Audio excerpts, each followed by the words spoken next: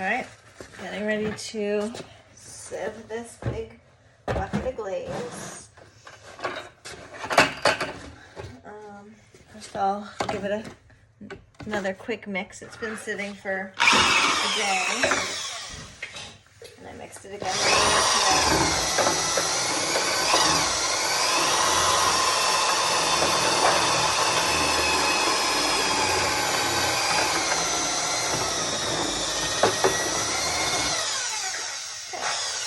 and I'll sieve it twice, once out of the bucket and once back into the bucket. So I'm going to use my thigh. I want to position this so it's like good angle here. I'm going to get underneath this bucket and, well, here I can probably just start pouring. I want this to be level. A little bit from the last glaze in here, but this is my base for most of my glazes, so shouldn't be a problem. Okay, I'm gonna use my breath, get this on my thigh, and a little wet there. Okay, put my foot on the ground, stable. I can get this up to the rim. Okay, how much did we lose? Just a little splash. Sometimes doing a full bucket is not so easy to pour with perfect aim, but yeah, wasn't bad. Wasn't a teaspoon. Don't cry over spilled glaze.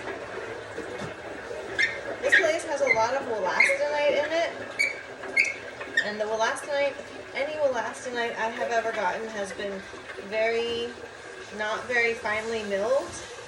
So if people know about this and they're like, oh yeah, you gotta ask for the whatever mesh, let me know, because I just always get regular old wolastanite and it's crummy as all get out. So here we go. Try to get some of that wolastanite off the edges. Pour this all in. Okay. Oh yeah, there's so much crud in here.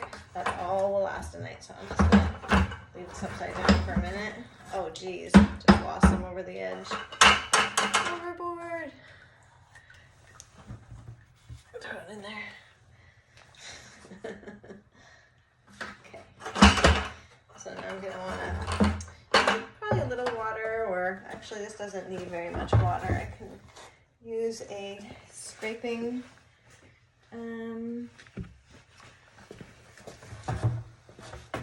one of these spatula. Just gather all this stuff off the edges from my last bucket of glaze. I really like to clean my edges down when I mix a batch and go into a nice clean bucket.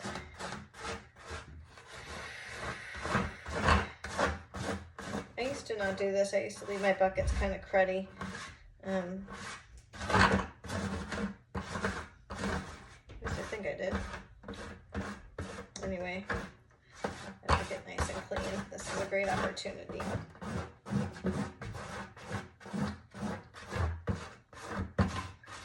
Okay, great. Get that out of there.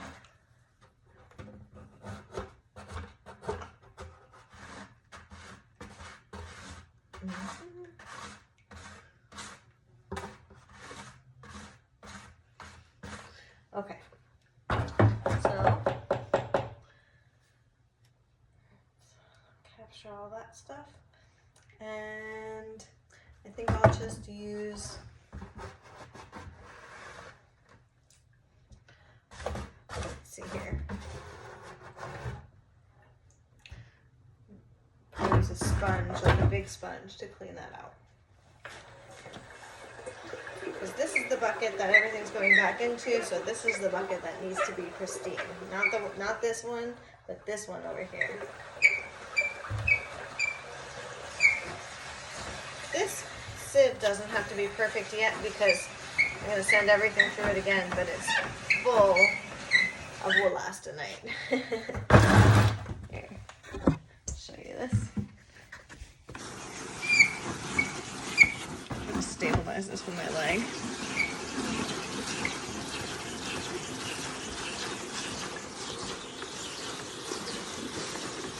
at all that.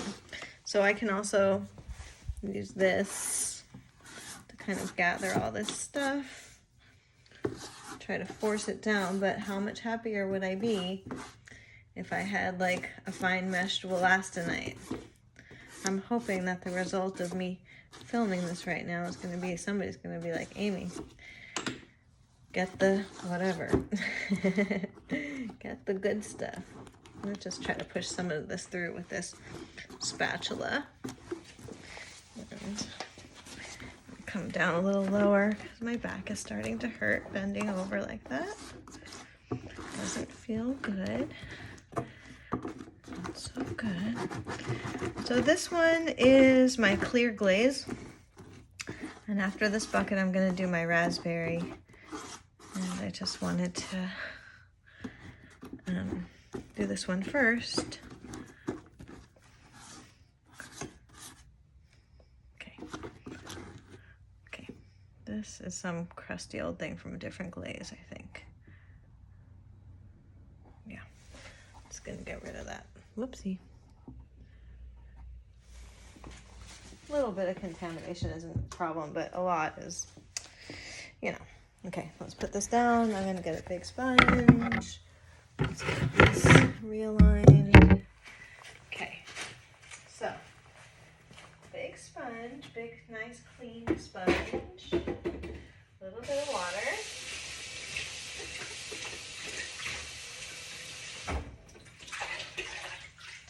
And let's make this beautiful.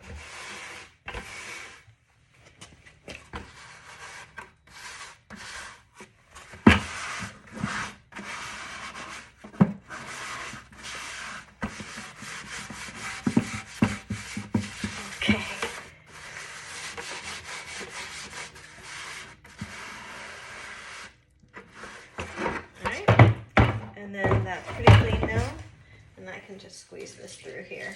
This glaze can handle a little extra water, not a problem.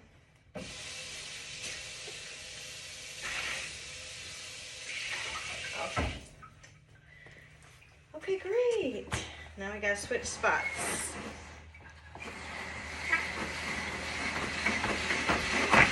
Elbow grease.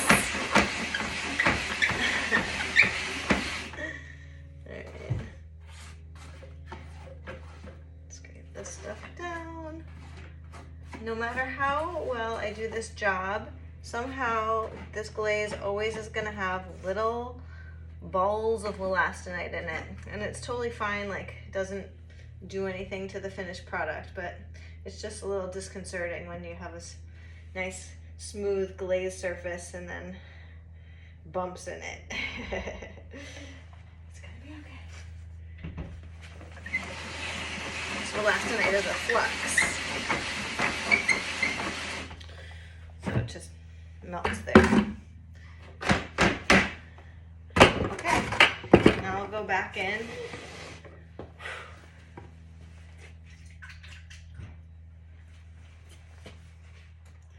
Towels are good. Towels are pants.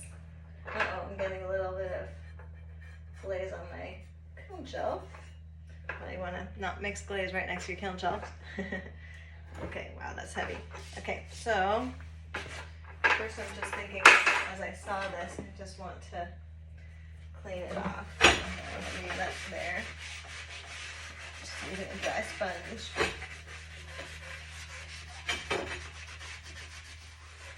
Okay.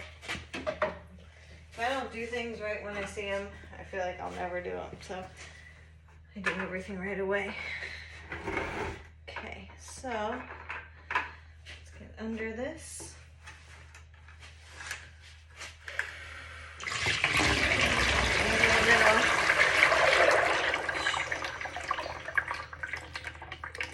Okay.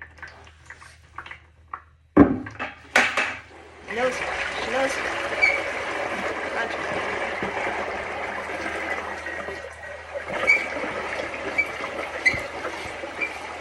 Go, go, go, go, go, go, go, go, go. Yeah, this one's pretty good. I think it's because I used that spatula.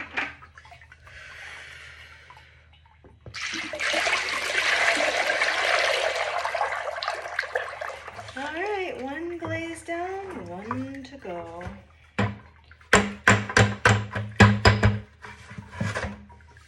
And this will get, I'll use that clean sponge and clean that bucket out and get it all to go through.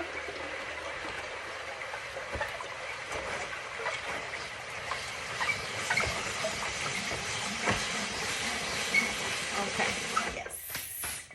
All right. Let's see.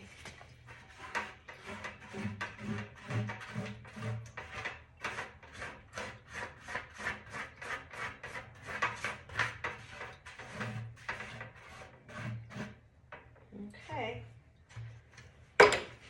To the side.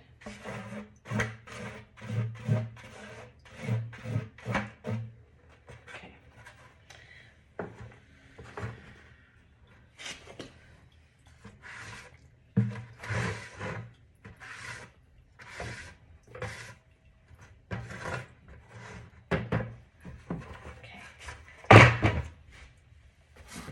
Clean this off.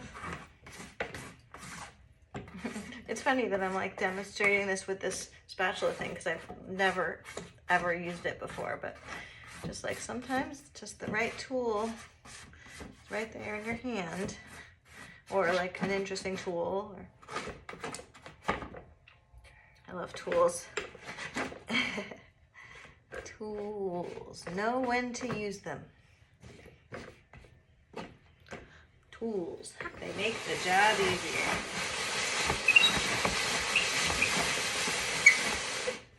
Okay, and we are done. That was a really good batch. So easy. So now because I used the clear first, I can totally just do my raspberry right into here, and I'll get a little bit of this excess glaze off, but I don't have to clean it extremely because it's just clear glaze. With 10,000 gram batches, a little bit of clear is never going to hurt my raspberry, no. Okay, okie dokie, you go here, and I'm going to move on to the next, but I don't think you need to see the same thing twice, even though the second time is always a little bit better. So anyway, thanks.